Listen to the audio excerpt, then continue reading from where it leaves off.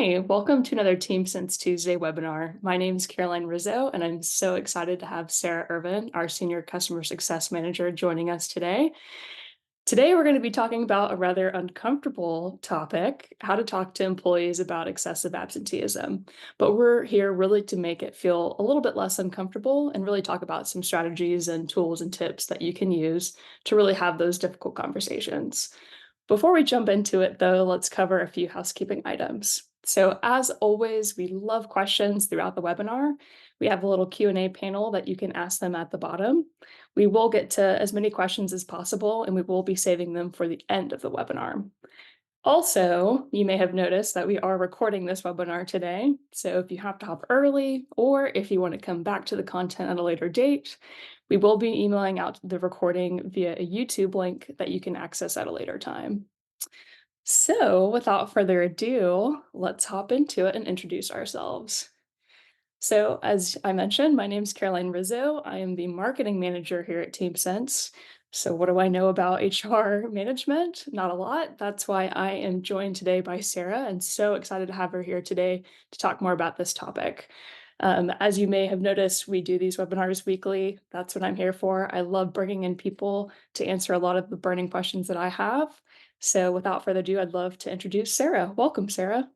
Thank you, Caroline. Hey, everybody. Yeah, I'm Sarah. I'm a customer success manager here at TeamSense. So if you're already one of our customer partners, you may know me from implementation, supporting you strategically, and product training. I'll also mention a previous life. I was working in social work and community management. So I am very excited for this topic because it blends a lot of those worlds for me. So let's get into it. Yeah, it's so great to have you. I will say I've hosted many a webinar at this point, and I feel like Sarah's name always gets brought up whenever we're meeting with customers. I feel like I'm in front of a famous person. You are so special, and thank you again for all of your work with TeamSense. So let's hop into it. So let's set a little bit of the stage here. Obviously, we're here to talk about excessive absenteeism, and this is a really hot topic. I think mainly because of the implications of having a difficult conversation with employees. Nobody likes having difficult conversations, but let's talk a little bit more about what really is considered excessive absenteeism. Do you want to talk a little bit about that, Sarah? Yeah, sure. So there is definitely a difference between excessive absenteeism and someone using their PTO at one time. So when we talk about excessive absenteeism, this is someone who is going beyond the actual allotted amount of PTO hours that they can take for any reason.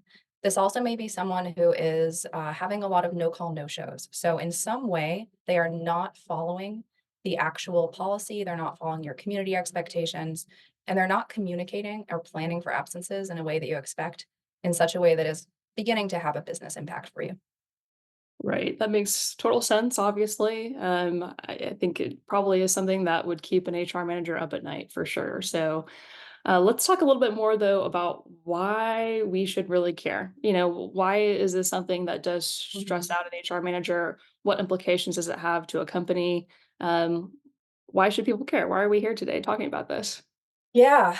Well, of course, at the bottom line, absenteeism has a huge impact on staffing planning.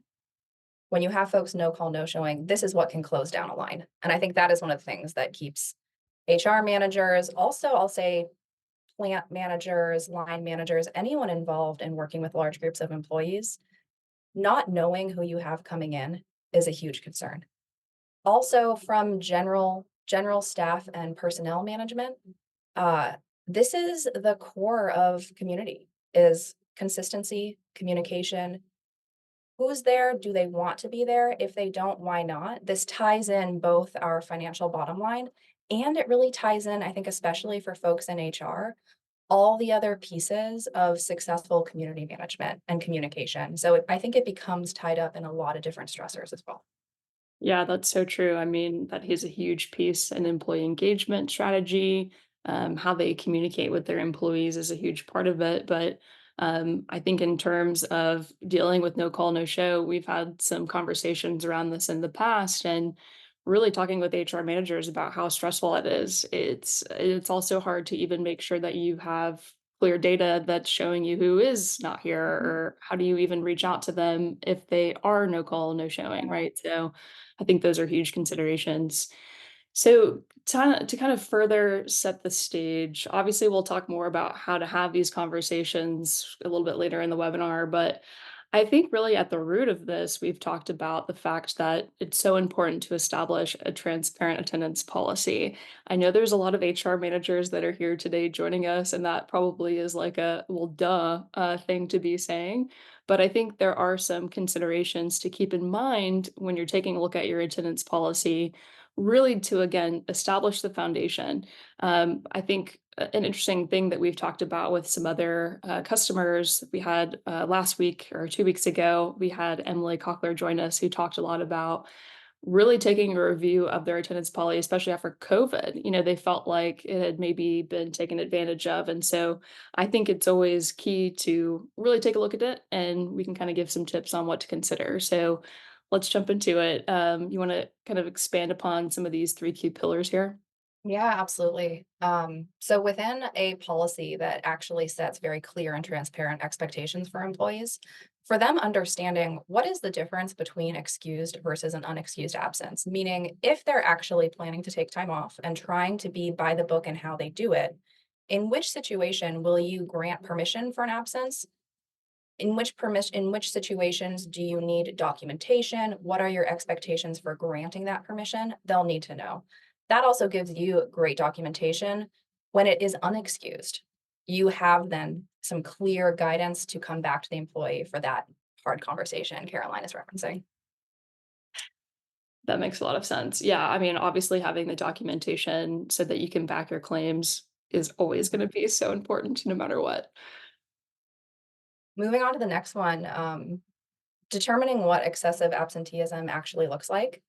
This might seem really obvious, but I've looked at a lot of policies and you might be surprised how unclear it can sometimes feel because it's quite complex breaking this down by column, deciding how many sick days and vacation days are actually expected.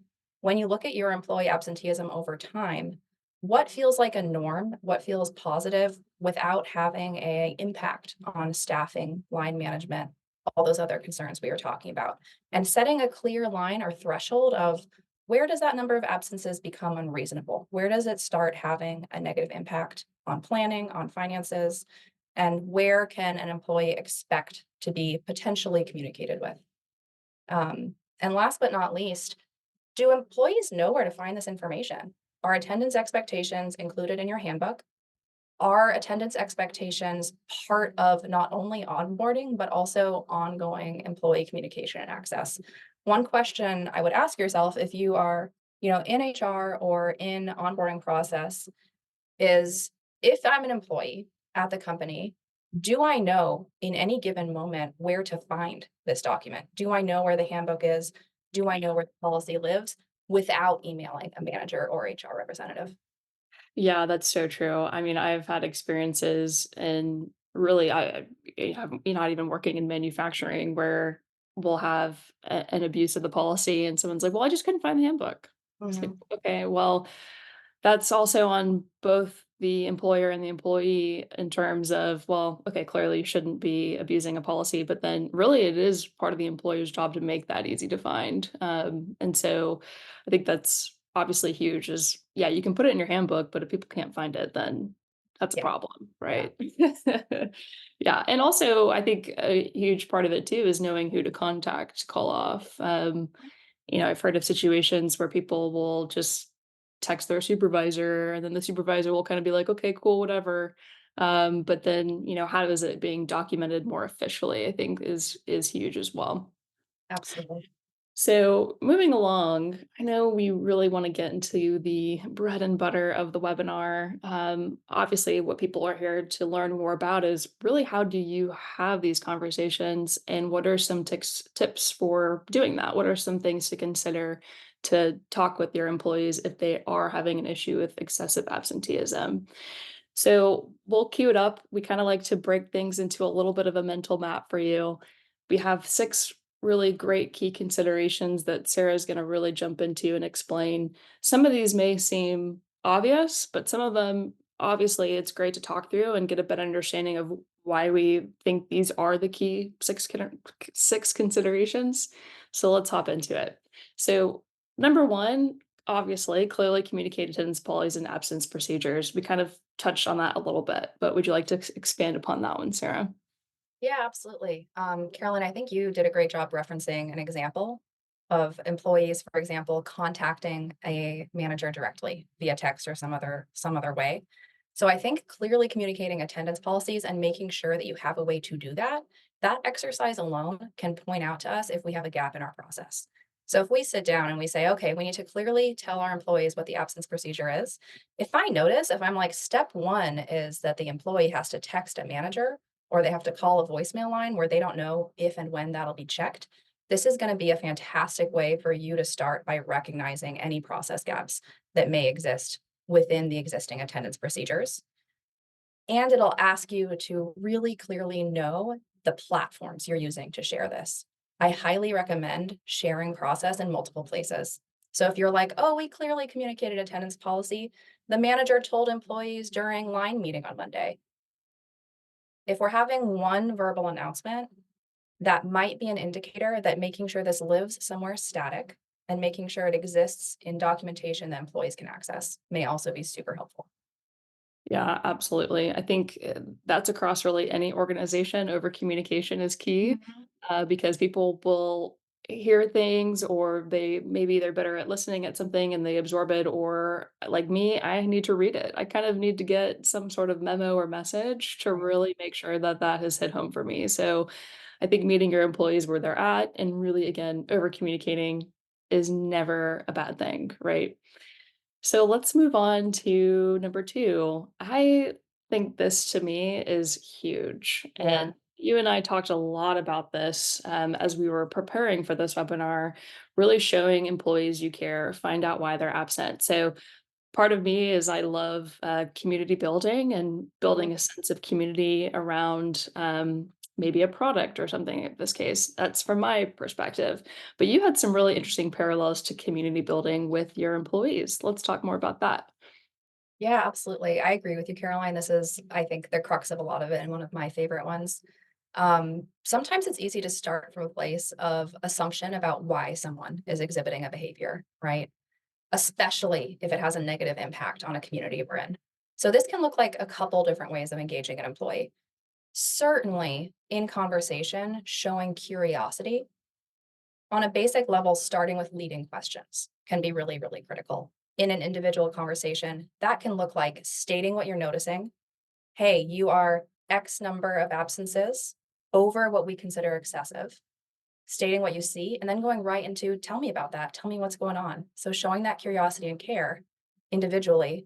And then I'll also mention, Caroline, like you were saying, this is part of broader community health and community management.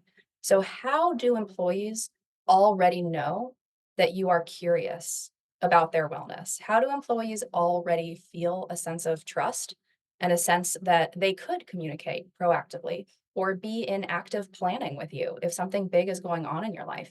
If they don't have a sense of communication and care, they're not going to be as likely to say, hey, I've got this big thing going on in my family next month. I'm expecting to use all of my PTO for the year in the next 2 weeks. I need to tell you that so we can plan for it. If they don't have a sense that that is going to be met with empathy, they are more likely to hide it.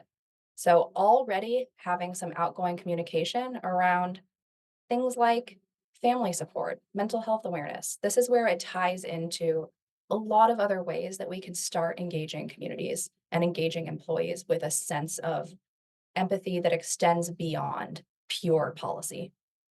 I love that, and I think what's also key is establishing that sense before something happens, right? Exactly. I think, a really interesting example that we had, again, I take it back to Emily Cochler because we had such a great conversation with her, but she talked about the fact that, they were able to see an employee have pretty excessive absenteeism, and, they are a smaller company, but in the same respect, they just had a conversation with them and said, "Hey, we noticed that you've had X amount of absences. Turns out there was a medical issue." Mhm. And what did they do? Instead of just trying to punish and say, "Well, don't do this again," it was, "No, we actually want to help you. Let's try to help figure out some resources for you Yeah. especially if there is a medical issue. What can we do to support you? And have that conversation, I think, is key in showing empathy. Because employee engagement is hard. It's difficult, but there are ways that are so small that can actually make a huge impact. And we can talk more about that later on too. But really, I do think, again, like you mentioned, this is a huge part of the big crux of it. So moving on, number 3, so address attendance issues in real time. Oh man, Mm. that's that can be a tough one, right? I love this one because this ties in both communication and policy. So I'll start with the policy piece. Uh, does the HR team or managers know what action to take when someone's out? This gets into attendance policy not being just an employee facing mechanism, but also an internal and HR and manager facing mechanism. Mhm, When an employee is at the leading edge of exhibiting excessive absenteeism, so maybe they've had one call no show, or for example, they have exceeded their allotted amount of PTO, even if they are communicating. Do you know internally who and how that conversation will occur? Would be the first thing I would ask. mhm, And then secondly, like you've mentioned, Caroline, it can be easy when we don't have that to avoid these conversations, to say like, "Oh, it's just one, like, let's not get into it."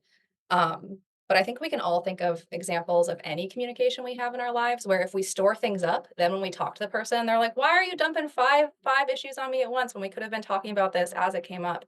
So this is a way for us to get ahead of it really being a huge issue and build that trust by having proactive communication over time. And I have an example I can give of a cool way of doing this at one of our company partners.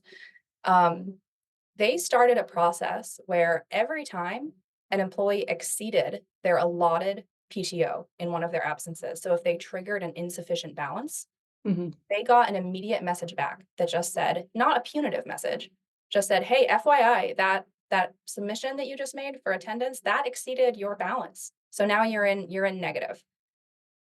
Simply by having that real-time communication loop, they've dropped the number of absences that would trigger an insufficient balance by half. Right. So once employees have clear communication, they know that you're paying attention and they know what the impact is, we start to see behavior change pretty fast. Yeah. I think it's also, again, that transparency of communication, giving people the ability to very easily see what their attendance balance is, or let's say their points balance if they have a point system, giving them more control over that and being Mhm. able to make decisions about their life and their choices of what they want to do with their time, I think is incredibly empowering for employees no matter what. I kind of laugh about having this conversation. I feel like this is like relationship therapy I 101, know, right? right?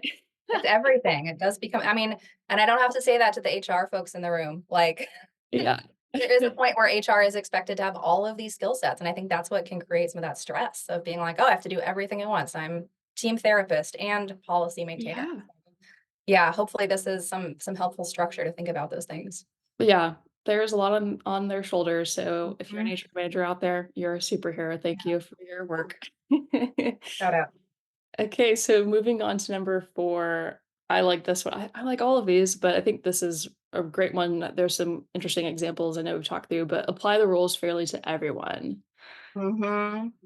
Yeah, Yes. this is really important, and I think on a baseline, kinda obvious level, we can say, like, absolutely, we should not be engaging in favoritism in Right. how we do policies, right?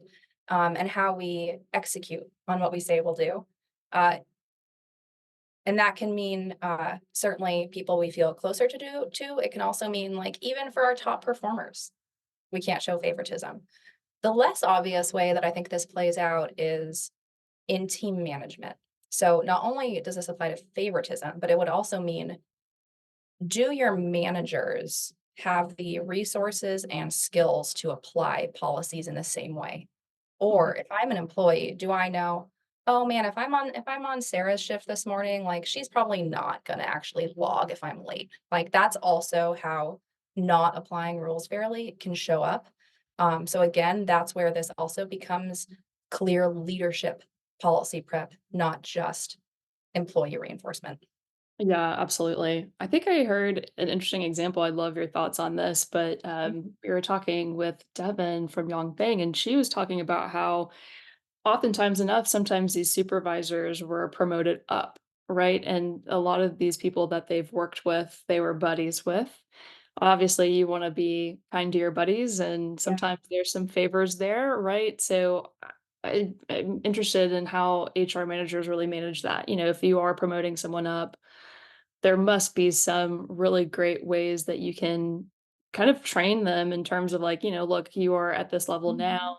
Yes, you can be friends with people that you work with, obviously, but then there kind of crosses a line because you can imagine, people think, well, this is a great place to work. I'm friends with people I work with, but then it can also really tarnish your company culture very quickly because of this level of unfairness. So I think that was a really interesting example that I heard from her story.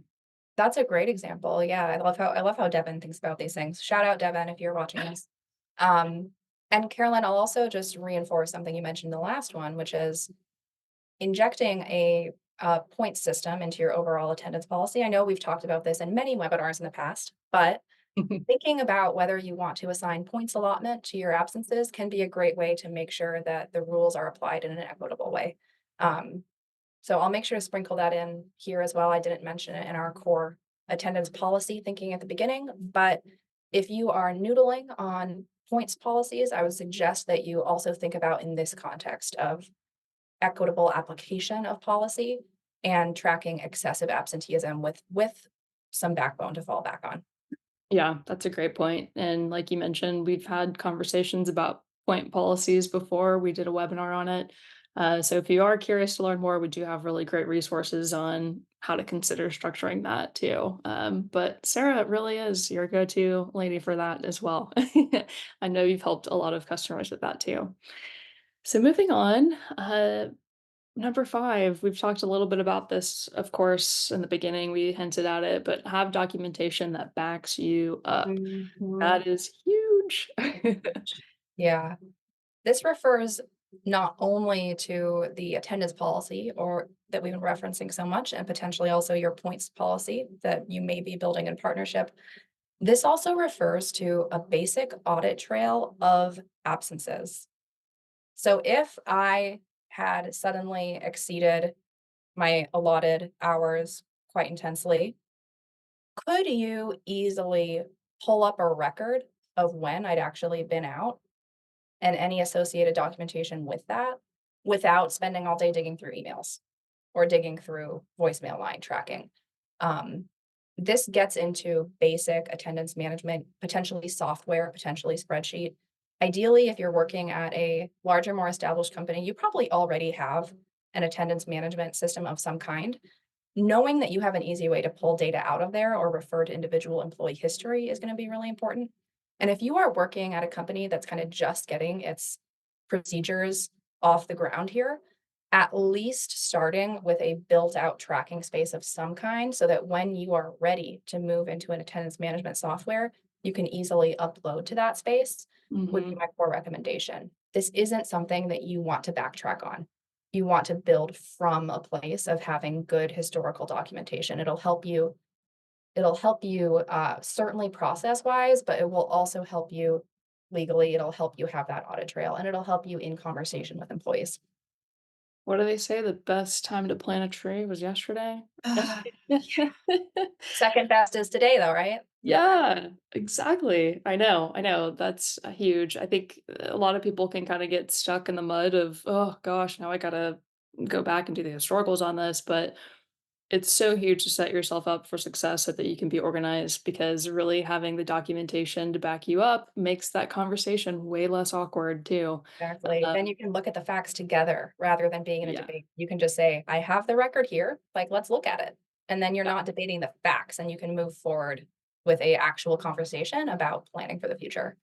you're right, exactly. As the Gen Zers would say, "Pull up the receipts." Oh, yeah, there you go. Okay, so moving along, we're at our last one here. So I think we love this because obviously we want any type of opportunity to give good feedback or praise, but praise and reward good attendance while acknowledging improvements, I Mhm. think is huge. So explain a little bit more about that and kind of your experience with what you've seen, Sarah. Yeah. I mean, no one wants to hear from anyone only when they're in trouble, right? That Yeah.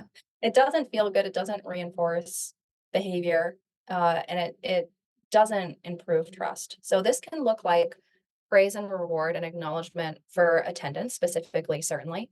Um, so for example, noticing when an employee has really positive attendance behavior and sending proactive messaging on that. I've even seen things like little gift cards or reward systems. I've seen one company partner of ours did swag, so they had some special company swag that aligned to different positive behaviors, which I Yeah. thought was cute. And they were like beautifully designed. And then you get a little positive message that's like, hey, like, thanks so much for your positive behavior this quarter, either in regards to attendance or regards to production or whatever it may be. Like, come to the third floor at lunch and pick up your water bottle. So any little thing like that. Obviously, I know I've seen, speaking of Gen Z, Caroline, I've seen some great memes that's like a pizza party is not a policy. So obviously Yeah. this is just one piece and it's number 6. So there are a lot of other things that have to be happening here for acknowledgement and praise to feel productive. But it is an important piece. It's an important piece that keeps us not just in punitive communication with our teams. Mhm. And I'll also just quickly mention this establishes communication platforms and positive communication for anything else you may be working on. So when open enrollment comes around, when anything else that you need either employee engagement and response to, you already have a method for doing that. One company partner I was working with last year had an overall metric goal of increasing employee engagement by 80%. And she Wow. started that not by immediately trying to get something back from employees and get engagement. She started that by beginning just proactive, positive communication, sending Right. out notes of support, making sure employees knew where and when they were going to hear from her. So just Mhm. starting to establish, hey, we text you in this way at this time, or you'll see something on the wall in this certain space, and start to define what those communication spaces are, and that it'll be positive, can just really positively influence engagement overall. Yeah, I think it's that balance of we say the carrot and the stick, right? Yeah, Having some incentives, but then also being it's the difference between being reactive versus proactive. yeah, I think what's really important for employee engagement, and you kind of mention it as well, is creating some things that people can expect and anticipate, like mhm, ritual. mhm, If there's rituals that you can establish to drive employee engagement, I think that's really key. Like maybe there's something that happens monthly. Like for me, I'm incredibly motivated by having something to look forward to mhm, that I can expect and I can work towards. And so I think having any sort of ritual like that is a great way to really increase employee engagement, at least in my experience, working with people myself. But yeah, I think those are some really good tidbits there. And again, important to establish the foundation of it. This is just kind of like the really mhm. nice whipped cream and cherry and sprinkles and all of the crushings on top of the Yeah. important Sunday ice cream. Ooh, perfect, yeah. Maybe it's an ice cream party instead of a pizza party. There you go, Uh, right? Clearly, I'm yeah, hungry for ice cream. one last thing I'll mention here as we kind of move into the 6th one of these methodologies is I suspect that some of the folks listening in have already noticed that a lot of these behaviors that we're talking about uh, to engage in positive interaction around excessive absenteeism are also the same things that will reduce absenteeism. So when we have clear policy, when we are communicating openly and honestly about that policy, when employees are hearing from us positively, those are all the same things that contribute to a space that employees uh, want to show up to and are accountable to showing up to. So my hope would be that once you're involved in all these steps, not only is it easier to address retroactively, but you're seeing positive behavior change even before someone is in excess. Yeah, I think that's huge. I mean, obviously, what we're here to talk about today is clearly how to have conversations, what are some tips and tricks, but really the ultimate goal is to reduce absenteeism, right? That's what's so huge. That's kind of the burning topic question and kind of the theme throughout the webinar that we'll talk through a little bit more here at the end too. But yeah, totally great point. Obviously, that's a big consideration and a lot of the goal of HR managers that we're talking with here. So we went through all six of those considerations. I think another big question that we talked a little bit about, hinted at in terms of absenteeism, but Mhm. how do I actually track absenteeism accurately, right? So we went back to the whole, we talked about having the receipts. Yeah. We talked about, being able to have the evidence that backs up any claims that you have if you have to have those difficult conversations. Really, the key and the foundation of it is tracking these things accurately. So, this is where we'll kind of jump into a little bit of what TeamSense does and how we've helped people and companies work with their employees.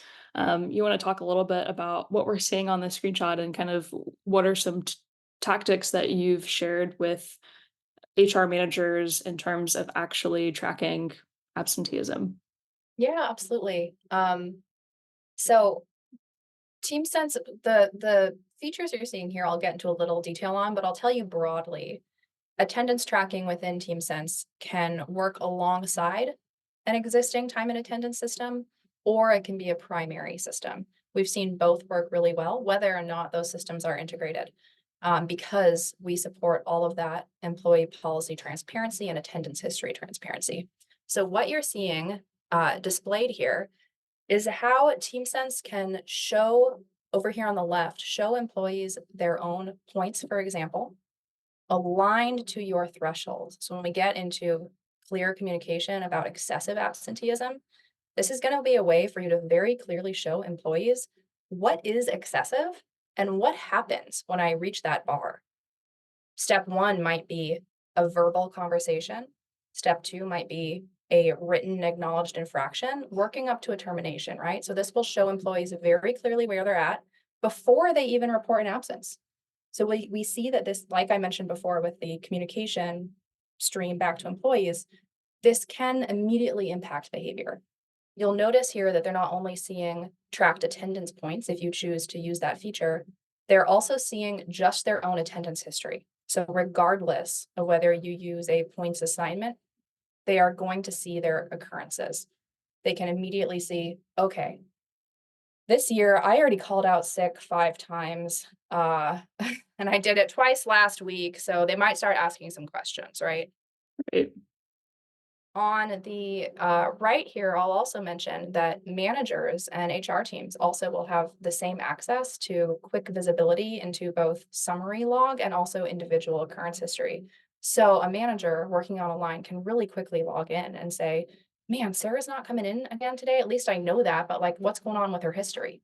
And can quickly see, oh my gosh, there's a pattern emerging here. We may need to have a conversation. Yeah, that's huge. Being able to have that intel with patterns, I think, is something that makes for a really great HR manager. Like being able to identify those patterns and then being willing to have those conversations. Again, that's being more proactive, approaching somebody with empathy.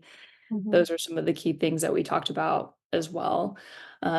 But yeah, I think again, it's all around transparency, right? And having that two-way communication street of transparency. It's not just the employee kind of just going about willy-nilly, like, oh, I'm having these absences, but frankly, I don't really have a lot of visibility into it and kind of don't care because if I don't see it, it's not there. Yeah, Sometimes absolutely.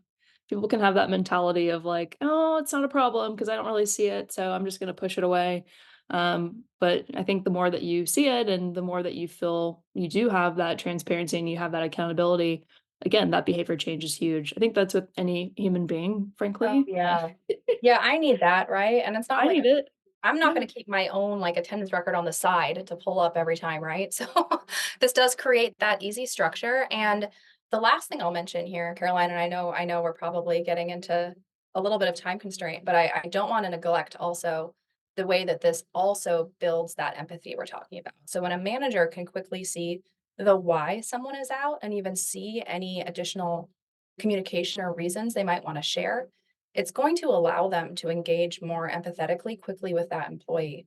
Um, I know a story we may have heard on a previous webinar around a manager and HR team getting an absence notification that an employee was having a roadside emergency, that they Mm. were out, but they were out because they were stuck somewhere with a broken down car. And I think in that scenario, the HR leader or the manager actually got in a car and went out and helped, which Yeah, is yeah. obviously above and beyond, but it shows you what becomes available, what becomes an option when we at least have that information in front of us. Yeah, absolutely. I mean, can you imagine being that employee and being like, "Oh my gosh, my supervisor or manager just showed up and picked me up," and I'd be like, "Wow, this is amazing," and I feel seen, respected, and that would be a place that I would wanna work at for Yeah. sure. Absolutely. One thing too, I wanted to just hit last thing about TeamSense, and then we'll really jump into Q&A here is the fact that TeamSense does support for 25 languages. You can see the list right here. That I think is key in terms of employee engagement. We've met with HR managers who have maybe non-native speaking employees, and the employee tries to call off, they can't understand what they're saying, and then the absence doesn't get documented properly because of the lack of communication and understanding. I think this is also a key point if you want to just briefly touch on that as well. Yeah, absolutely. I think once again, this supports both the policy and the community building. So Yeah. often, yeah, simple communication can be a huge challenge. Within these language translations, this means that the survey itself, so the absence survey, every single question will be automatically translated into that employee's language of preference. And manager notification, so that automatic message going out telling the reason why, will also be translated for that manager. So the goal here is that there is an employee has a seamless way to quickly submit an absence. One thing I hear often is like, even if an employee could work their way through an English absence survey, it's going to be slow. It's going to ask for labor from that employee that we're not asking from fluent or native English speakers. So this also just builds that equity across all employee populations as well. Yeah, absolutely. I mean, I feel like if I could communicate my native language, I would feel so much more seen, heard, and validated as an employee. And that just takes so much more stress off of it. And also not having to speak to a person. That's Yeah, huge too. So that's huge. And I'll reference also from a kind of bottom line perspective and a behavioral perspective. We know that people are not going to engage as much with something that is super challenging. So when we think about just clean system that actually captures a high level of data, this is going to make the data look cleaner. It's going to make that audit trail stronger, and then hopefully maintain higher levels of employee retention over time. agreed. Couldn't said it better myself. Okay, well, I wanted to just throw this up here, just as an FYI. So, we do often get a lot of frequently asked questions from HR managers. I wish that we eventually we will have some sort of webinar. We will get HR managers together and actually go through these questions together and talk through them because I think it would be so valuable. But these are a lot of questions that do get pulled up. I wanted to mention that obviously we are running out of time and we're going to go through our own Q&A section, but we have a really fantastic blog that was written by our co-founder and CEO, Sheila Stafford. Sheila has a very extensive background in manufacturing. She knows the problem that HR managers are constantly dealing with absenteeism. So she addresses all of those questions in a FAQ format in this blog. Would highly recommend checking it out. When we email the link to the recording, we will send you a link to this blog post too, in case you prefer reading through information. We cover some of that of what we talked about today in that blog post as well. So give it a read. It's really great.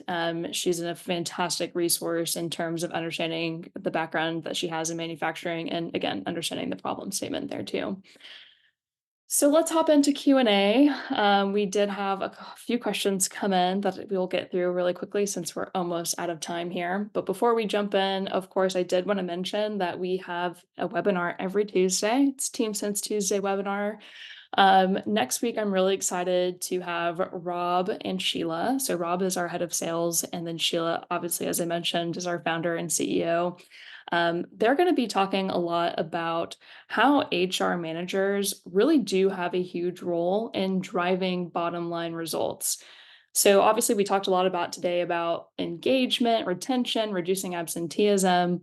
But there is a huge piece of the bottom line that HR managers do drive. And we want to talk about how HR managers can kind of think through that lens a little bit better. And so it's great to hear from Rob, who has extensive experience talking with HR managers across all of our customer base and really learning from what their problems are and how they've been contributing to their bottom line as well. So, really good conversation. Join us next Tuesday. You can register very easily at teamsense.com/webinars. So, without further ado, let's go ahead and get into the Q&A. So, we had a couple questions come in. So, first off, here's one that came in. So, who can I talk about your product and how it might work for my company? We're looking to make changes to our current attendance policy. That's a great question. Sarah, do you want to talk a little bit about that and how someone could potentially talk with us about the product? Oh, sure. Yeah. I mean, tons of ways to get in touch. If you are just reaching out for the first time, I would just go straight to our contact form on the website. That'll get you a human from our team in touch with you immediately. You can absolutely find specific actions on our website as well, like booking a demo, reaching out to customers. I'll also mention now Caroline and I. So if you do want to reach out directly to talk through any specific questions about your space, I would also love to be in touch with anyone who wants to chat. Um, we do tons of we do tons of our own direct, clear communication as well. So I spend all day in communication with HR leaders about their own sites. So would love to learn more about yours. Um, and ultimately would hope you want to learn more about real customer stories as well. So check out our case studies on the website too if you want to just see more about how uh, our products and community is impacting day-to-day experience for leaders. Yeah, absolutely. And yeah, like I mentioned, actually this is the perfect slide for me to have up for you if you do want to get in touch with us. I do recommend scheduling a demo. What's great about that is you can just go quickly online, schedule a 30-minute demo. You'll even pick a time that works best for your calendar and that pairs you up immediately with an expert and you'll meet with them over a Zoom call or phone call. So great question. Thanks for asking it. I love it. A couple of juicy questions came in. So, how do you handle employees that are not receptive to the conversation? Yeah, Mhm. That is tough. And isn't that kind of what we're scared of when we're like, oh, this is going to be a tricky conversation? Like we're nervous about that scenario where someone has a strong negative reaction or the outcome isn't positive. right. Um, At the end of the day, though, we have to know that. We have to know if someone is actually not able to engage in forward planning and respectful communication. A question I would start with is do I feel uncomfortable having this conversation or do I feel unsafe with this employee? If you notice that you're avoiding that conversation because you feel unsafe, that is really good to notice. There's probably other things going on with that person already. So make sure that you have support and backup going in. Make sure you're not having that conversation alone. If we're talking about a scenario where someone is just getting defensive or they're not able to forward plan, that's why we do all this other stuff around is the policy clear? Is the documentation there? So making sure that you just feel really solid in your own footing, making sure you can say, like, yeah, I know this is tough. I don't like when other people are like digging into my own absenteeism either, but like let's look at it honestly together at the end of the day, then being able to state, here's the conversation we just had, and here's what comes next. Whether or not the employee is having a hard time engaging in that conversation, we as leaders should know what the outcome is. Yeah. If you have learned in that conversation that that employee is engaging in other issues, such as disrespectful communication, abusive communication, this is a whole other conversation, but a great opportunity to have behavioral policy expectations with you as well. Yeah, definitely. I like the tidbit where you mentioned having like the next steps after you have the conversation. It's like, okay, this is what's happening after. I think that's always sometimes missing in a hard conversation of like the action items after, because then it kind of creates a sense of accountability. Yeah, So, yeah, absolutely. I I think that's appreciate that. critical because honestly, like we're all adults and we all have different reactions. So maybe an employee is annoyed. Maybe it doesn't feel like a great conversation. But if they can leave there knowing like, all right, I exceeded some absenteeism levels and now I know if that happens again, there will be this conversation or there will be a termination. Like we can handle a difficult conversation and they can handle being annoyed. We can trust that any of those things coming up will be able to move through. Yeah, I like that. Okay, final question. We're almost out of time, but how do you balance both accountability while being supportive and understanding? That's such a good question. Um, Ideally, framing those policies and guidelines that we're being accountable to as a shared guideline rather than something that is being externally enforced can be Mm, a great place to start. So, being able to say, like, here is the leadership's policy for attendance that we've all been looking at for the last year. Like, that's what we're going to be talking about today. So, ideally, not having that accountability be a surprise, making mhm, sure it's already been clearly communicated. And then also knowing, like, I think coming into a difficult conversation like that, it can feel to us like we're being like mean or punitive or something by holding that accountability. But clarity and honesty is respectful communication. mhm, Surprises or obfuscation or kind of trying to be nice when the content of the conversation needs real honesty isn't helpful. So also knowing like even though I might be uncomfortable coming into this space with clear accountability, with clear outcomes is ultimately employee and community respect also. It's what we want when we have to have a tough conversation, right? We want to know where we stand.